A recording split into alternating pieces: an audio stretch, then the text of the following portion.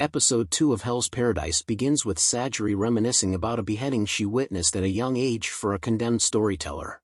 She remarks how she made it her goal to duplicate his stroke. When she's older and executes a person, Sajiri has a delusion about the man she murdered. A swordsman tells her to work on repelling her doubt and fear to become a better swordsman. As she continues executing, Sajiri wonders how to eliminate doubt and fear from her heart like her father. Sajiri and Gabimaru arrive near Edo to meet the shogunate Tokugawa Nariyoshi and the other condemned criminals. Gabimaru and the other criminals are blindfolded, and Sajiri uses the opportunity to research the others. A man informs them about their mission to visit Shinsenkyo to retrieve the elixir of life and the reward they'll receive. Gabimaru yawns and attracts the attention of a female criminal who's disappointed by his demeanor. Sajiri monitors Gabimaru's behavior and realizes he's more listless now. She questions if he's calmer or eviler than before. A man tries explaining details about their mission, but the criminals continue acting arrogant. He tells the criminals to remove their blindfolds and shows them what happened to a recent soldier who returned from an expedition.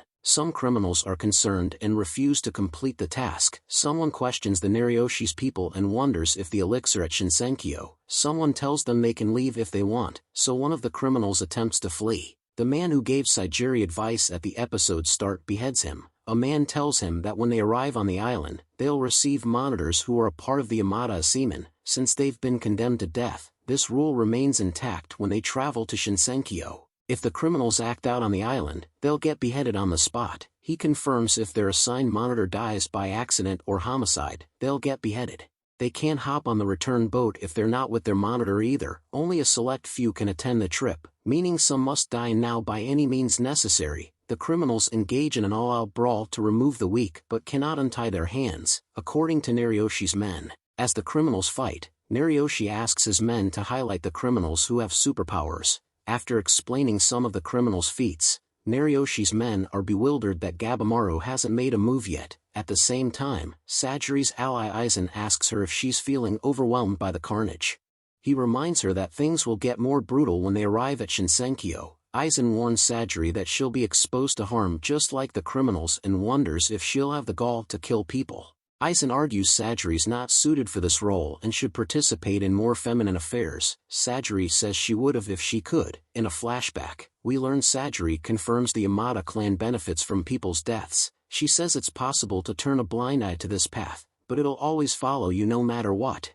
One of the criminals spots Sajiri discussing with Aizen and attempts to murder her and swipe her sword. Despite her qualms, Sajiri executes the criminals with her blade. However, the fear and doubt win Sajiri down. Gabimaru approaches the shogunate and his men and tells them that killing people is never okay.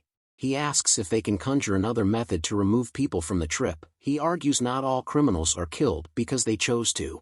One of Nariyoshi's men orders a criminal to kill Gabimaru and promises to let him on the trip if he completes the task. Gabimaru tries discussing matters with the criminal, but he's set on murdering him. Although Gabimaru doesn't want to kill anyone, he states he has his reasons to live. He starts assassinating criminals left and right, and everyone is bewildered by Gabimaru's incredible feats. Sajiri realizes what she needs to be a stable executioner.